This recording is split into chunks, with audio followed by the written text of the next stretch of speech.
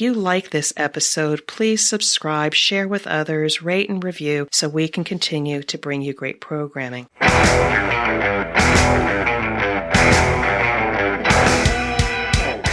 is The Thing About Cars, a podcast for car enthusiasts and the people who love them.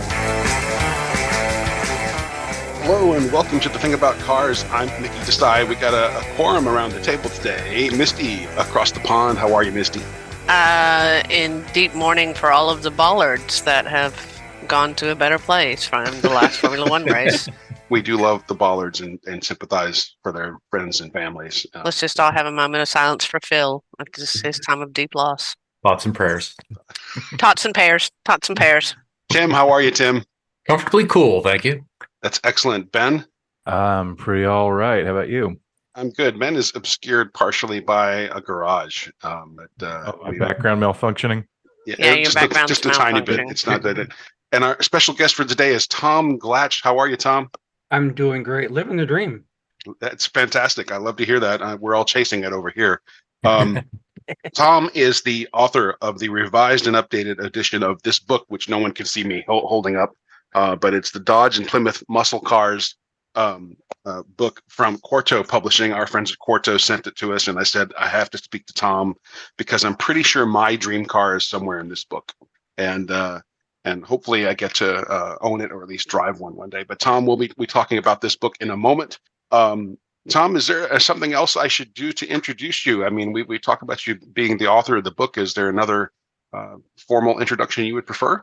No, that's pretty good. I've been in the business for 41 years, writing and photographing cars for different magazines, for 6 books now for Motor Books and Quarto, do calendars, lots of things in the automotive world. So this is just another piece of the puzzle. Yep, that's excellent. Before we get into our conversation, Tim, do you have trivia for us? I do. And since Tom, we're talking about his book about Mopar, I found a Mopar-related trivia question. Okay. Which one of the following was not a special Plymouth Duster edition in the 1970s? Was it? Now, remember, a Duster can be both, it can be a lot of things.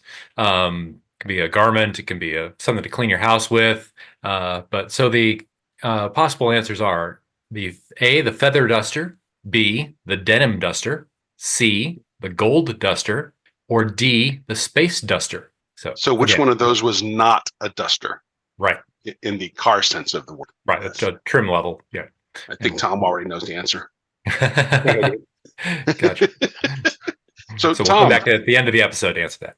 Yeah, you say you're living the dream, and how did you? Is it? Are you especially into all things Chrysler and Mopar, or?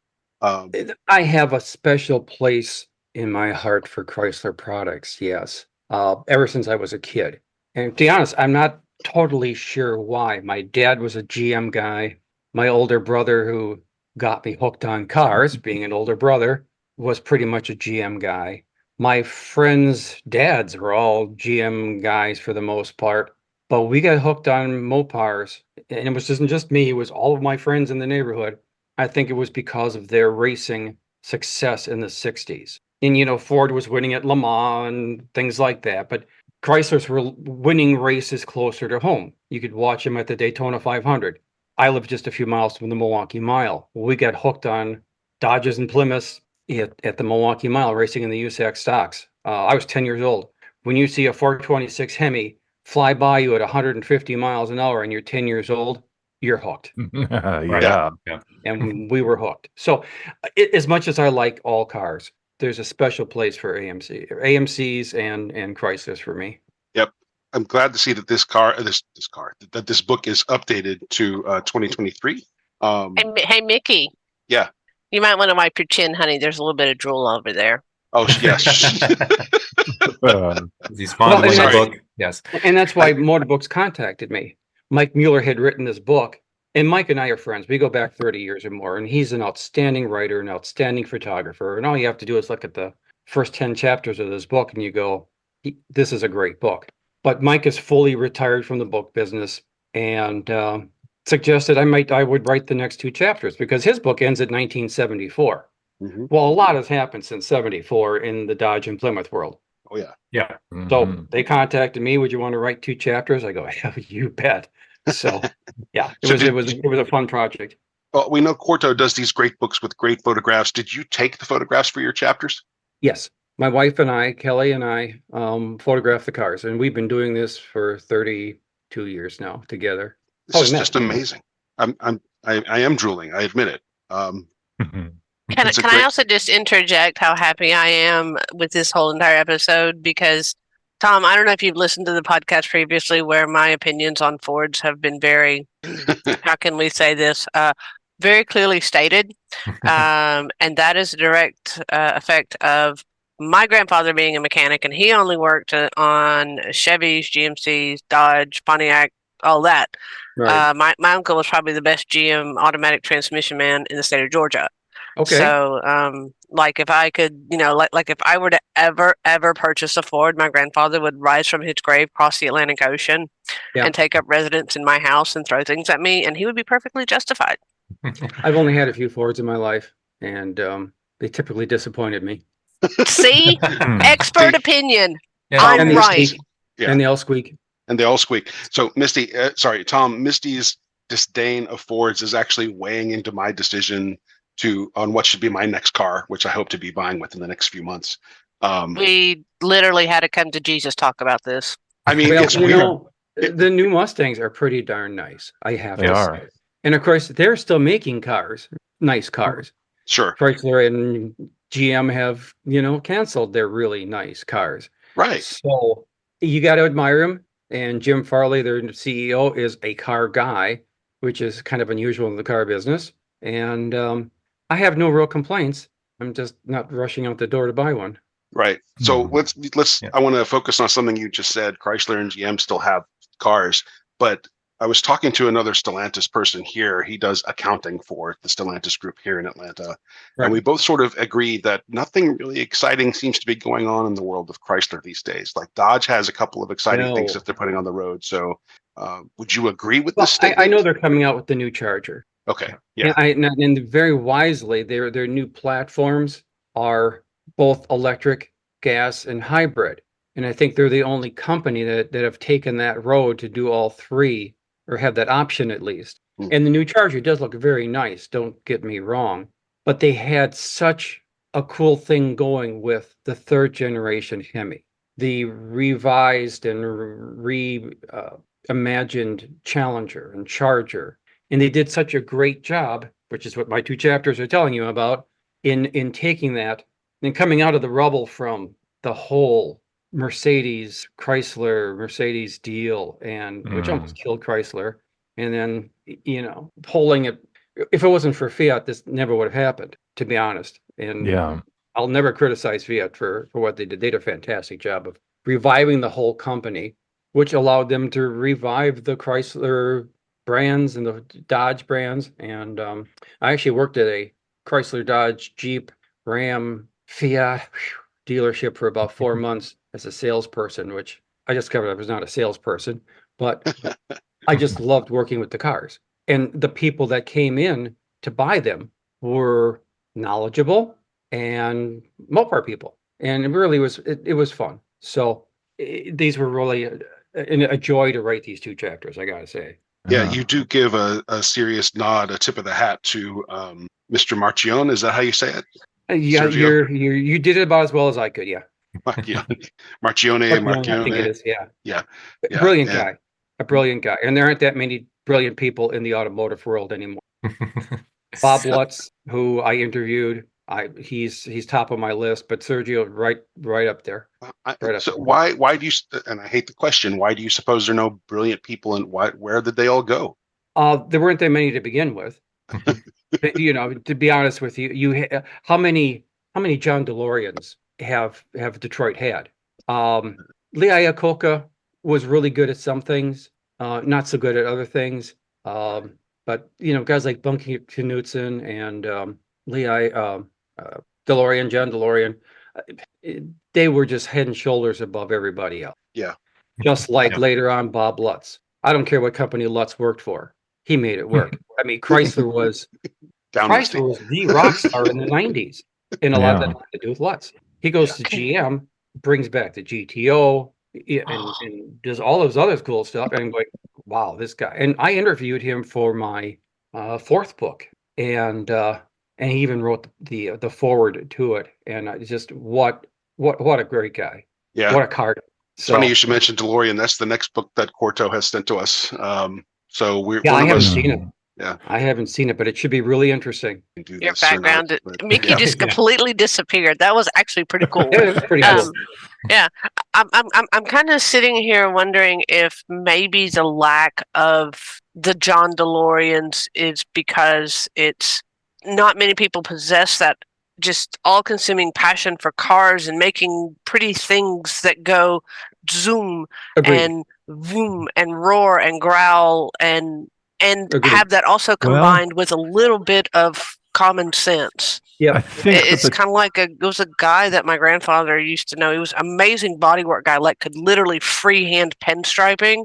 And the guy just got drunk one day at night and was out in the bar parking lot, like pinstriping somebody's car. And this person was like just really ready just to beat the crap out of him, and then realized that it was this absolutely. I mean, this guy was toasted, and was drunk by my car freehanding absolutely perfect hi, it's Sunday. I have a new mouth. Perfect pinstriping with swirls and flourishes and everything. And, he was like, God, can I pay you? And the guy's like, no, just buy me a beer. I'll be all right. So, I mean, this guy was an absolute genius when it came to body work, but had the common sense of a bleeding turnip.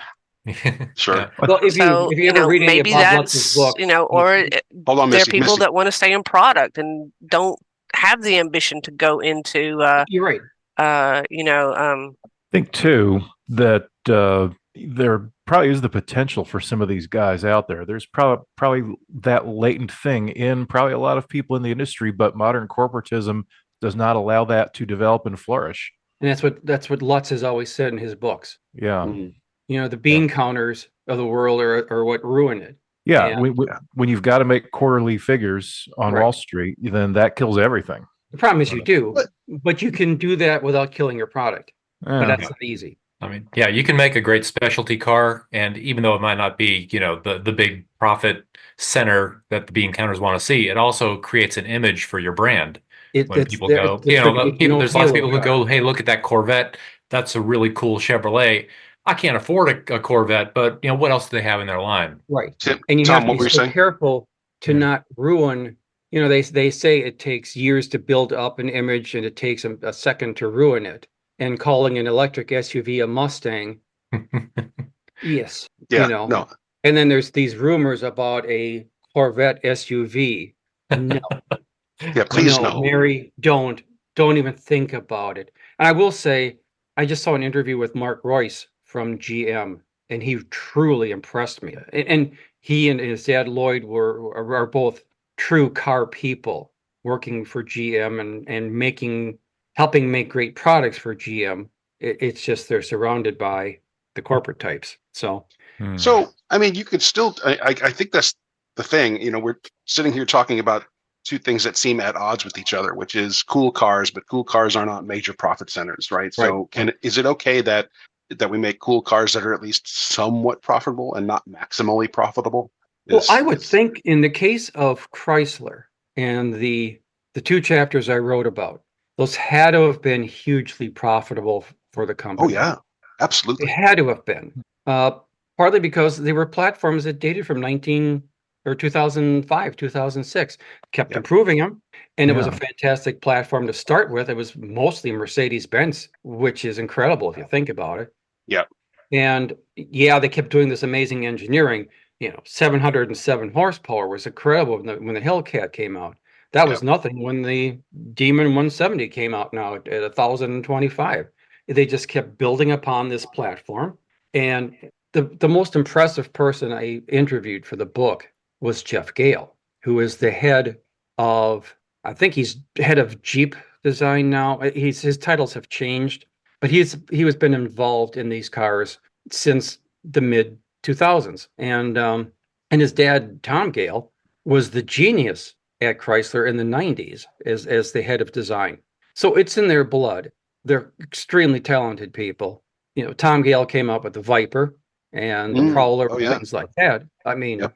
and Jeff Gale, it just has it in, it's in the genes. He's got the talent, and he has the passion for the brand and for good performance cars. And you can hear it in his interviews. And that's what has really, I think, took good cars when they came out in 2006 and 2008 and made them fantastic cars over the years. I'm completely in love with Chapter 12. Chapter 12, I think, is my most modern dream car here. Which is? Chapter 12 is Power Trip. The Dodge Challenger is what that is. Yeah. So you're covering everything in which here. car? The Dodge Challenger 2008 to 2023, and the one that's making my mouth drool is it's the Hellcat. It is absolutely the Hellcat. Yeah. Yeah, my dear wife has a 2019 Challenger. She's just got the SXT Plus, the V6, but what a sharp, nice car that is. It's a beautiful car. Yeah, and even people kind of sneer at the V6, but you know what? That thing gets up and goes. It has, I'm trying to remember how many horsepower. It's close to 300 horsepower, I believe. 310, I believe, is what I read. And I think you're right. That thing's fun to drive. Nobody should be laughing at the V6. That's a great car. Oh, it is. Yeah. And I mean, my 1993 Corvette has 300 horsepower. Yeah. So put it in perspective. And then if you live in a miserable climate like I do in Milwaukee, Wisconsin area, you can get that car with 4-wheel drive. Yeah, I've driven one of those too. And you want a daily driver that gets you through the snow? That's a no-brainer. There you go.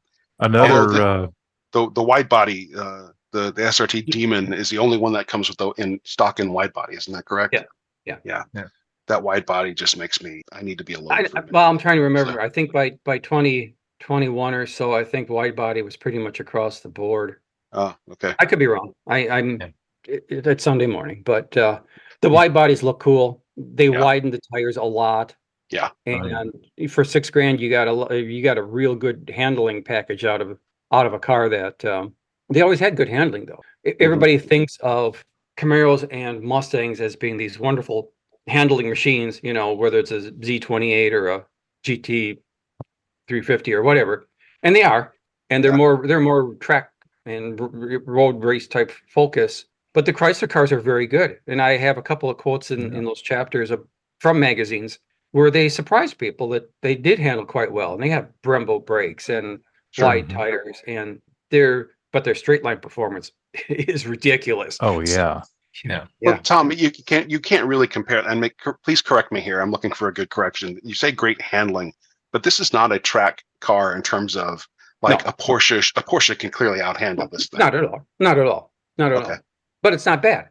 It's much better than you might think, which was the point that the magazines made, is they were surprised that these really were decent all around cars. These weren't just, if you think of the muscle cars back in the 60s, and I'm old enough that, my first car was a 1970 Duster 340. It was great in a straight line. In fact, it was fantastic in a straight line. It was terrifying at times. Anything else. So, well, to put that in, today's cars aren't like that. They're all around excellent performers, and even those Demons and Hellcats are pretty good cars all the way around. Yeah. Tom, your early Mopar experience is different than what we had in our house. In the early 80s, we had a early 70s A body, a Hemi, and a Charger. Unfortunately, it was a 1972 Plymouth Valiant with the slant 6. Yeah. And 1981 Plymouth Reliant 2.6, since it had the Mitsubishi engine with the hemispherical combustion chambers. It was a Hemi. And I had a Dodge Charger 2.2 liter, the Econo box with the 84 horsepower motor. Yeah. Similar experience not here. Quite the same. Not quite similar. Yeah, I had a similar experience. In 1974, my dad inherited from his father up in Ohio a 1970 Plymouth Belvedere, 2-door, dead stock, as bare bones as they came. Dog dish hubcaps, vinyl floor coverings, vinyl interior, and that was the first car at 3 on the tree. First car I drove 100 miles an hour, and I did it on bald tires in drizzly conditions. Good God, there you go. And then my mom bought a. Yeah, I think I did manage. Go ahead. I think I did manage to 4-wheel drift the Valiant at one point, but you probably could. And the one thing about Chrysler cars back then is they had a stiffer ride to them than say a Ford or a GM product. Yeah. Partly because of the the unit body construction that they all had. A lot of it was the torsion bar suspension. They rode different, and I think that's one of the things as kids impressed us.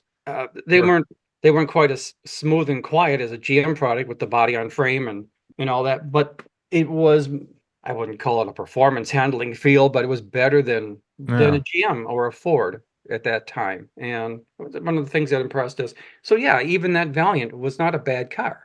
Yeah. Ben, what did your mom have to? Like a plain old Nova, I would think. Oh, she had a Reliant K just to kind of Those weren't bad continue with either. Tim's thing. Yeah, it was a pretty good car till my brother got his hands on it. Well, yeah. But my dad's old Plymouth, even. I mean, yeah, it was not the quietest and smoothest thing in the world. In fact, the second gear synchro would wake up the neighborhood. But but it was imperturbable most of the time. It would just cruise along and keep going. And those cars saved the company. So yeah, you put it all in perspective. They weren't bad. There was nothing great at that time coming out of Detroit. So yeah, exactly. That's when a Pontiac Trans Am had a 140 horsepower motor. Exactly. Yeah. So I will say though that I worked for a Chrysler dealership in '89 and worked in their service bay and occasionally got to deliver things when we had like a fleet delivery to make or something. It was a really small shop. The worst car I've driven during that time was a Plymouth Fury. Yeah. It was it was bad. It had zero handling. It was completely unstable. It was worse than a brick on wheels. It was just it was not good. Of course, by that time it had probably gone through a lot of neglect too. So sure, from a design perspective, that's all I'm saying is that they did nothing. Right. Yeah, that's exactly right. And there was a lot of things in the Chrysler portfolio at that time that was just hanging on for dear life, waiting for the '90s and the LH cars to come along. So you're absolutely right. So I have one last thing to ask Tom. Does anyone else have any questions for him before we wrap the guest episode? I don't have a question as much as I'm sitting here. I've been racking my brain for the past 26 minutes trying to remember what bloody year that Dodge Rambler my mom had was, and it was a dirty old Rambler, and I hated that car, and I was like 3. And I cannot remember what year it was, and it's just driving me absolutely insane. Well, I'll tell you what. Wait until the end of October, and my next book is coming out because it's called The Complete Book of AMC Cars. So there you go. Yeah, Rambler was AMC, not Dodge. Rambler was AMC. Dodge. Which Chrysler eventually bought. Yeah. And before anybody snickers about AMC, when the book comes out, read it, and your perception of this company will change completely. Okay. Yeah.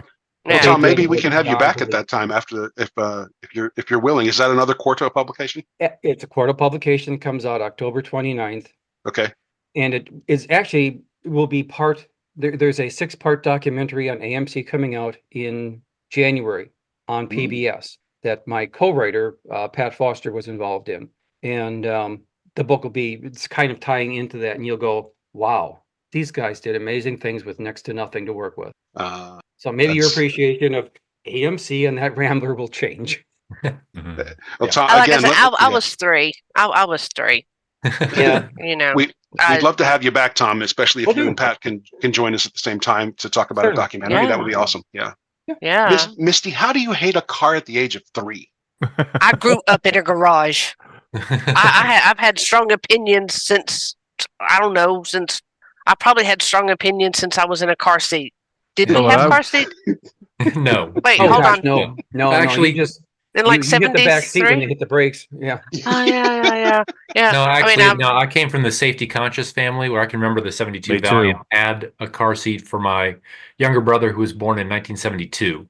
Well, I was born in 73, so. My dad chopped all over southern Michigan to get the Ford Tot Guard for my brother and I. That's they were hard to come by. Yeah. So I think Misty had opinions even earlier than that. She was like, "This uterus sucks." Funny story. I said that like 3 years ago too. So now I'm without one. Boom! There you go. That's I'm kind of sad Dave's not here. I don't have a partner in crime, man. I'm having to carry all the innuendos on my own, and this is a lot to ask of me. You're doing great, We Misty. appreciate you carrying the load. So Innuendo through the outdoor? Oh, stop. Okay, so Tom knows, and I briefed him briefly on this.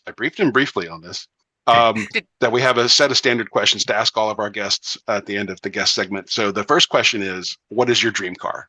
And I guess I want to know, is it in this book or not? But yeah, no. I don't have one. I don't have one. I'm not a car collector, never have been. Yeah, if you had to put a gun to my head, I don't know what to tell you. Yeah, Hellcat would be up there. C7 Corvette would be up there. There's a lot of other things. I think I'm in the same camp with you. If people ask me, especially when we talk about the podcast, everyone wants to know, what's your favorite car? Honestly, don't have one. I have a favorite era. Yeah. I love 70s muscle. There's a list of cars I would never own. Yeah. But there's a big list of cars I go, yeah, I wouldn't mind one of those. Yeah, exactly. Yeah. Cool. Tom, where's your next road trip going to be? For the most part, we don't do too many road trips, but I do belong to the original GTO club here in the Milwaukee area. And even though I don't have a GTO, they were tremendous helps in my fourth book. And they're just a fun bunch. And it's a good group to be with. So we remain club members. And they do a fall tour in the area in the first weekend of October. Just fall colors, nice weather. Yeah. We usually stop at a pumpkin patch or something like that. And we'll take our 40th anniversary Corvette along. It's a GM product. They allow it. And have some fun with them. Awesome. Very cool. The third question is, what's the most fascinating thing you've seen either on the road or in someone's garage? Oh, gosh, I don't know. I've after all these years, you see a lot of fascinating things. I know I got a neighbor now that has a Ferrari of some kind in his garage that every so often I'll see. It's V12. I'm not sure what even model it is, but I'm going, wow. Why don't I see that more often? It's right. I'd be driving that thing as often as possible. But yeah, I've seen some amazing things just over all these years. So I can't point one thing. There's a gentleman down here who's restored a 1970 Mercedes that I'm hoping to do some video with soon. Oh, that'd be great. We were talking about that car. We are trying to turn the thing about cars into a video program, and I keep trying to say that on the show in case we get some help with that endeavor, because all of us have jobs. It's difficult to figure out how to do this without increasing our stress. In any case, he and I were talking about his Mercedes, and and I'm looking at it, and he says, this is not a Concours car. And I'm like, why? This thing is pristine. It's in beautiful shape. He's done a really good job. It looks fantastic. The only thing he didn't do was crack open the engine and rebuild that. And I heard it. It doesn't need it. To me, I would rather not open it up if you don't have to. Right. Exactly. So I said, why is this not a Concours car? And he said, well, those guys are completely stuck, and we kept on talking about that. Then I realized, the Concours people are the folks who store their cars in nitrogen bubbles, right? And that just defeats the purpose of a car to me, right? It's like, yes, it's beautiful, but yes, you should drive it. Those guys are also about absolute down to the last nut and washer, correctness. Yes, and I'm a purist, and I really appreciate those cars. But I had a neighbor that was very wealthy, that had early, 1930s Alfa Romeos and things. And he wanted cars that were not restored. They had patinas. They had history. They had life to them. And boy, they had a soul. Too. Yes. Yeah. Because restoration takes the soul out of it a lot of times. Yeah. Yep. I mean, what's the point? Exactly. Cars. You can't use it. You can't drive it. It might get a stone neck. I don't want to knock. Yeah, I mean, the art of restoration is also still pretty cool. It is. And it's great to restore something to have, like a museum quality original and say, this is what it looked like. Right. But we're not all museum curators. I mean, if you're going to spend that much money on a car and you're going to take that much time and that much effort, enjoy it. I mean, cars are such... That's the dichotomy between myself and a friend who I saw yesterday. I was at a car show. I've got a 1970 Lotus that I took to an all-British event yesterday, and my Lotus has got its share of patina. It's been sympathetically refurbished. It handles better than new, but I've left the stress cracks in the paint. I've still got some original upholstery inside, versus my friend who bought a probably better than new restored Austin Healey 3000, and he's already trained his 8-year-old daughter to polish it in a specific direction. Well, enjoyment being what it is, people enjoy their cars differently, and I can't knock them for that. He's afraid to drive his nice car. But you're afraid to drive it. See, I mean, why be afraid to drive it? Because all you're doing is hurting that car's feelings. That's right. I love the guy. He's a cool friend to have, but he needs to live a little more. So we've got 5 minutes left here. Let me ask the last question, and then we'll do trivia. Tom, if someone from the 1950s suddenly appeared in front of you what would be the most difficult thing to explain to them about life today? Gosh. Well, having grown up in the 50s, from an automotive standpoint, Or whatever. yeah, it's hard to say. The simplicity of life back there was so much different than today. Just the simplicity of driving has changed so much. Far less traffic back then. People that had driver's licenses that knew how to drive back then. Things like that. So it just, gosh, I don't know. It was. Would I want to go back to that time? No. These are the good old days in a lot of ways. Agree. Yeah. But I completely agree with that. The changes in simplicity of life, I think, is one of the things that it's shocking. Yeah.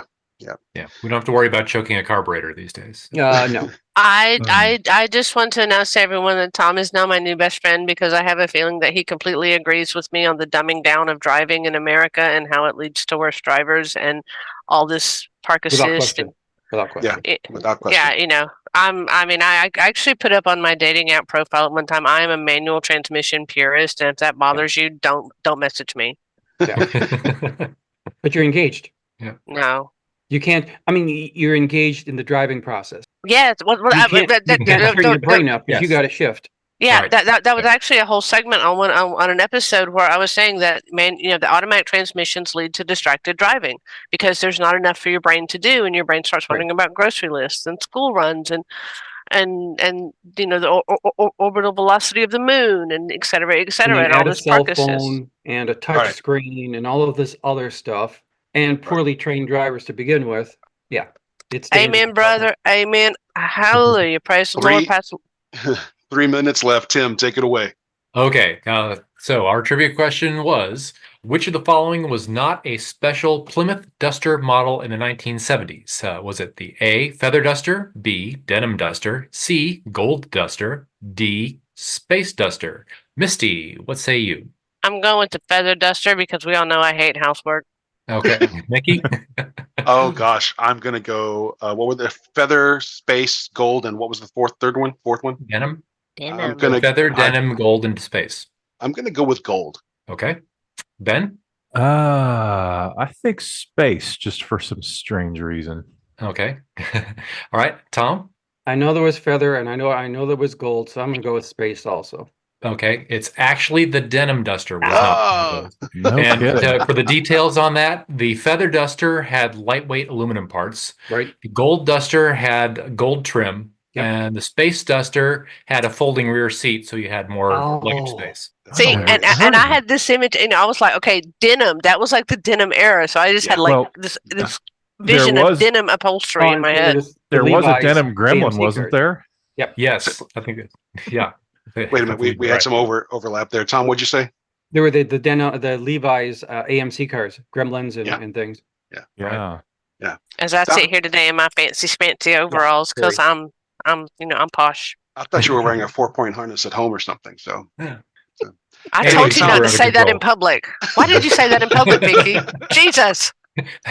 Tom, never telling your dating profile. Yeah. Thank you for being our guest, Tom. We really enjoyed this. Yeah, this was fun. I hope we can do this again, even if it has nothing to do with a book release or a video release. Anytime. Let's stay in touch for sure. Thank you. To our guests, thank you for, again, to our listeners, not our guests, we just thank the guests. To our listeners, thank you for being a part of the Thing About Cars family. If you've got an idea for a guest or an episode topic, please find us at our website, thethingaboutcars.com. In the meantime, be safe out there, everybody. Take care. See ya. Right, tell your mom and them you love them. Bye. Bye. Thank you for listening. This has been The Thing About Cars. We'll see you on the road.